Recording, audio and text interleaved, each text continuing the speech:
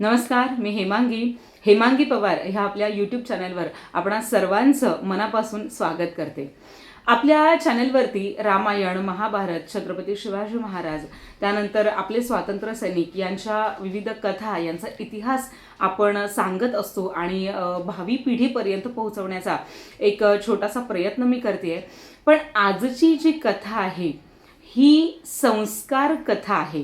त्यामुळे हा व्हिडिओ बघणाऱ्या प्रत्येक पालकाला माझी विनंती आहे की हा व्हिडिओ आपण आपल्या पाल्याला, आपण आपल्या घरात असणाऱ्या लहान मुलांना दाखवावा, जेणेकरून हा अतिशय महत्त्वाचा संस्कार योग्य वेळेतच त्यांच्यावर होईल. तर वेळ न दवडता लगेचच मी या कथेला सुरुवात करते. तर स्वानंद, तुम्हाला तुमच्या स्कूलमध्ये गुड टच बॅड टच शिकवलंय का? हो. येस. तर आपण याच संदर्भात ही कथा बघणार आहोत. मला सांग, आपल्या सगळ्यांचं आराध्य दैवत आणि आदर्श कोण आहेत? छत्रपती शिवाजी महाराज. करेक्ट, छत्रपती शिवाजी महाराज.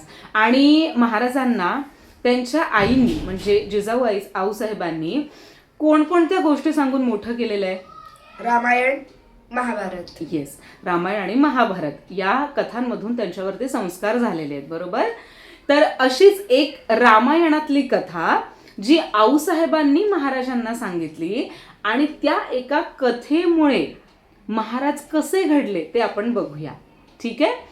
तर ही कथा तुम्हाला सगळ्यांना माहिती असणार. स्वानंद, तू सुद्धा ही कथा ऐकलेली असणार.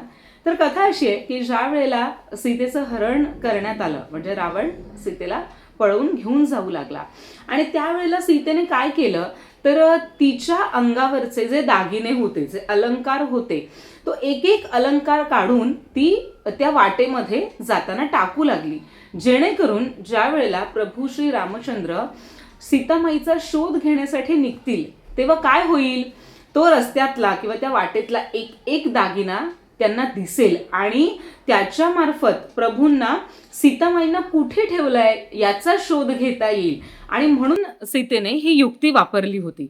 आणि आपल्याला माहिती आहे की ज्या वेळेला सीतेला तिथून नेलं त्यावेळेला प्रभू श्री रामचंद्र आणि लक्ष्मण ते काही त्या झोपडीमध्ये नव्हते, ते तर त्या हरणाच्या मागे गेले होते.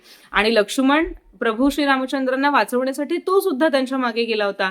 त्यामुळे ते दोघेही जेव्हा त्या झोपडीमध्ये आले आणि त्यांनी बघितलं की सीतामाई तिथे नाहीये आणि मग ते तिचा शोध घेण्यासाठी निघाले, तेव्हा रस्त्यात जात असताना प्रभू श्री रामचंद्रांना सीतामाईने टाकलेल्या कानातल्या ज्याला कुड्या आपण म्हणतो त्या मिळाल्या. त्यांनी त्या उचलून हातात घेतल्या आणि त्या प्रभू लक्ष्मणाला असं म्हणतायत की मला ह्या कानातल्या कुड्या सीतेच्या आहेत असं वाटतंय, तू एकदा जरा बघतोस का? म्हणजे मग कसं कन्फर्मेशन मिळाल्यावर आपण त्याच मार्गाने पुढे जाऊ.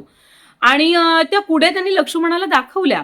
पण लक्ष्मणाने त्यावेळेला जे उत्तर दिलं ना प्रभूंना, ते ऐकण्यासारखं आहे. ते नीट लक्ष देऊ नये का? लक्ष्मण प्रभूंना काय म्हणतो की सीतामाई ही जरी माझी वहिनी असली तरी सुद्धा ती मला माझ्या आईसारखी आहे, मी तिला आईच्या जागी मानतो. त्यामुळे तुम्ही जर त्यांच्या कानातल्या कुड्या मला दाखवल्या तर त्या मला ओळखता येणार नाहीत, कारण मी त्यांच्या चेहऱ्याकडे फारसं लक्ष देऊन असं कधी बघितलेलंच नाहीये.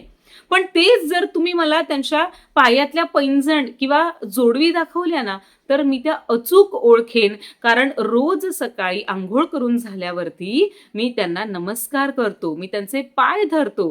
त्यामुळे पायातला एखादा अलंकार मी ओळखू शकतो, पण त्यांचा चेहरा मी इतका निरखून पाहिलेला नाहीये, त्यामुळे त्यांच्या कानातल्या कुड्या मला ओळखता येणार नाहीत. आणि ही कथा आऊसाहेबांनी कोणाला सांगितली? शिवाजी महाराज. छत्रपती शिवाजी महाराजांना सांगितली. आणि त्याचमुळे महाराजांवर संस्कार असा झाला की आपल्या समोर असणारी प्रत्येक स्त्री ही आपल्याला आई समान आहे, ती आपल्याला बहिणी समान आहे, आणि म्हणून आपण तिचा आदर केला पाहिजे, आपण तिचं रिस्पेक्ट केला पाहिजे, आपण तिचं रक्षण केलं पाहिजे. मग तुम्ही पण शाळेत जाता, हो की नाही? गर्ल्स असतात किंवा सोसायटीमध्ये तुम्ही खेळता, मुली सुद्धा असतात खेळताना तुमच्या बरोबर. मग ह्या गर्ल्सचा किंवा कुठल्याही एखाद्या स्त्रीचा, एखाद्या फिमेलचा, लेडीजचा रिस्पेक्ट करायचा म्हणजे काय करायचं? तर तुम्हाला शाळेत जो गुड टच आणि बॅड टच शिकवलाय त्यामध्ये जो बॅड टच आहे तो कुठल्याच मुलीला आपल्याकडून होणार नाही याची आपण काळजी घ्यायची. मुलींचा रिस्पेक्ट करायचा म्हणजे काय? त्यांना टच करायचं नाही. आपण कोणाला बॅड टच करायचं नाही आणि आपल्याला कोणाला बॅड टच करू द्यायचा नाही. आणि हे आपण कोणाकडून शिकलोय? छत्रपती शिवाजी महाराजांकडून शिकलो आहे, बरोबर की नाही? आणि आपण सुद्धा छत्रपती शिवाजी महाराजांचे मावळे आहोत.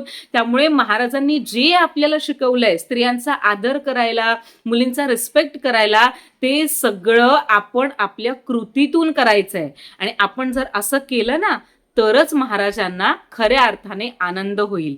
कळली ही गोष्ट? हो मग महाराजांनी जे आपल्याला शिकवलंय ते करणार का? हो